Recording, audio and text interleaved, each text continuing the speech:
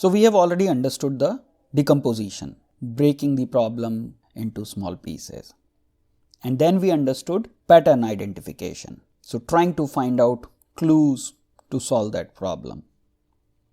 And then we understood abstraction, how to take only the right things and leave the unnecessary stuff.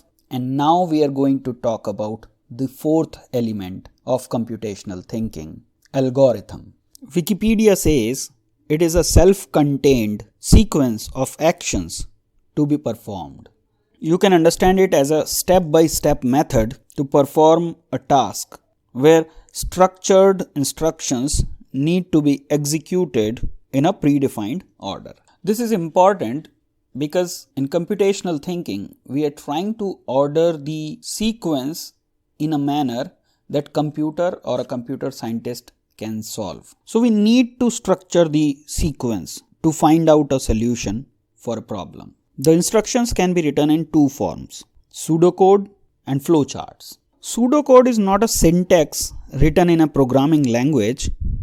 It is a simple step-by-step method to describe a set of instructions, variables and messages.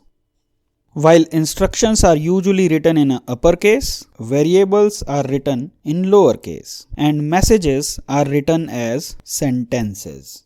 You can see here the example of a pseudocode.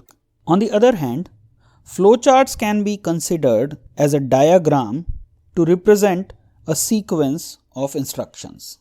In flowcharts, we usually find structured symbols and blocks that help present the entire sequence of an algorithm. There are many such blocks that makes flowcharts a very simple representation of an algorithm. And so the details can be represented on a very minute level through the flowcharts. After the algorithm is made, it is easy to write a code in any chosen program language. And a computer can execute that to solve that problem.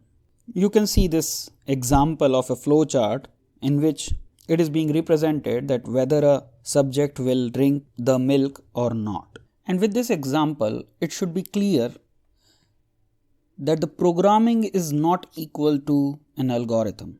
It is rather the implementation of an algorithm in a syntax defined by a specific computer language. And that is it. This was the fourth element of computational thinking. And using all these four elements, you can try to solve any given complex problem in a manner that a computer or computer scientist will try to do so. So you see, computational thinking does not say that you can solve any problem with computational thinking. It just says that this is a method where there are elements, where there is a structure, and this is the manner you can probably solve a problem. Computational thinking merely helps you to structure a solution, how you should try to structure that whole problem and its solution, a possible solution. In the next part, when we will start sharing the games and activities to solve problems, I'm sure you will realize how computational thinking can really help. So if you are ready to really learn about computational thinking, let's move on to the next video.